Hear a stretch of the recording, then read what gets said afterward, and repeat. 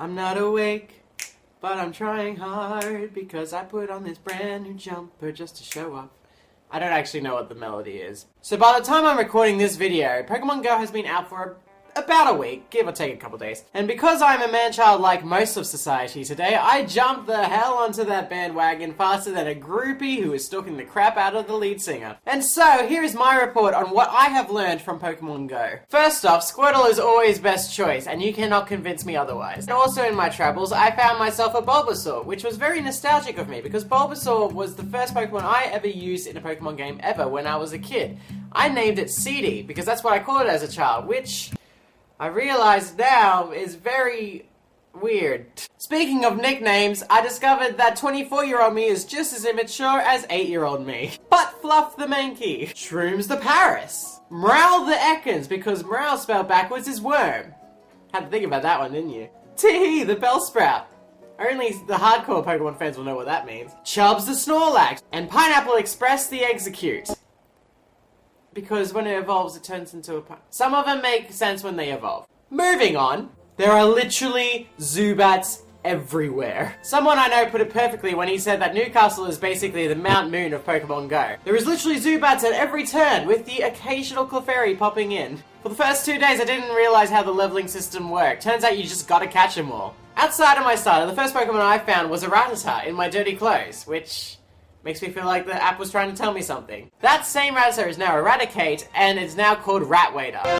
You'll understand the reference once you see the Metropolitan play as Wicked, August 24th, September 3rd. Seriously, tickets are selling. When you own an iPhone 5 or an equivalent older phone, this is the screen you're going to see 90% of the time. The gym that resides just outside my house is a literal gym in real life. Let's see what you did there, Pokemon. I chose Team Mystic. Not because I see myself as this wise person who's obsessed with evolution, more because Articuno's just a bamf. Speaking of which, Team Mystic, Team Instinct, and Team Valor are basically Ravenclaw, Hufflepuff, and Gryffindor. Where's the Slytherin equivalent, Pokemon? Where's my Team Arbok? I'm actually from Hufflepuff, so I don't actually care that much. Pro tip, if you're still suffering from a bit of a head cold or flu or anything like that, don't go jogging just so that you can hatch all your eggs. It really hurts. Don't do it. You can tell you're the youngest in your workplace by a generation when all your coworkers are talking about Pokemon Go a full 5 days after it came out. Guys, when you were Snorlax and I was Rapidashin, okay? Actually, I've only got a Ponytail at the moment. I called it Scorch. According to the trophies, I'm a bird keeper. However, I wish I was a punk girl and a gardener so I could say that I was a punk rocker with flowers in my hair. Me and my brother went to the graveyard not far from where we live. Unfortunately, there weren't any ghost types. Only like a Weedle and a Spearow. The social interactions with fellow Pokemon Go players that you've never met before are amazing. Majority of the time, the conversation goes like this. So you playing Pokemon Go? Yeah.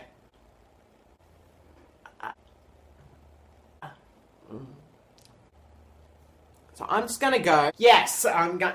But I also had someone come up to me who thought they were like a super sneaky dealer and was like, so I heard in the Jesmond area you can find a Dratini for 15 minutes. And I'm just like, okay, that's nice, bye. And I also had like a bunch of friends who would pretend they did not care about Pokemon Go and thought it was really stupid. But then 10 minutes later, they would have it on their phones and be like, check out this Golbat I have now. I've noticed that the most common related joke about Pokemon Go online is that people aren't getting laid anymore. Because, you know, people who do Pokemon Go were getting laid before the app came out. Have you noticed there's a lot of Pokestops that are churches in your area? Which meant every church sermon and Christian social media whatever was like, we should be a Pokemon Go church and gotta catch all those unsaved people. So you're saying that people who aren't Christian are tiny monsters that we should catch and harbor against each other for our own financial benefits?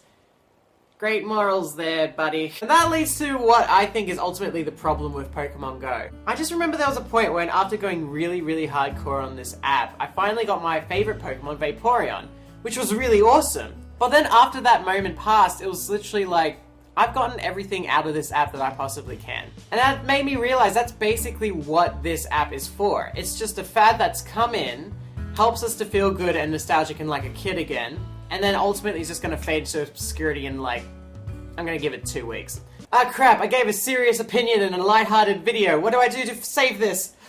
You teach me and I'll teach you! catch 'em all! Anyway, happy hunting. Don't forget to leave a like, a comment, subscribe, all that jazz, and I still don't know how to end these videos.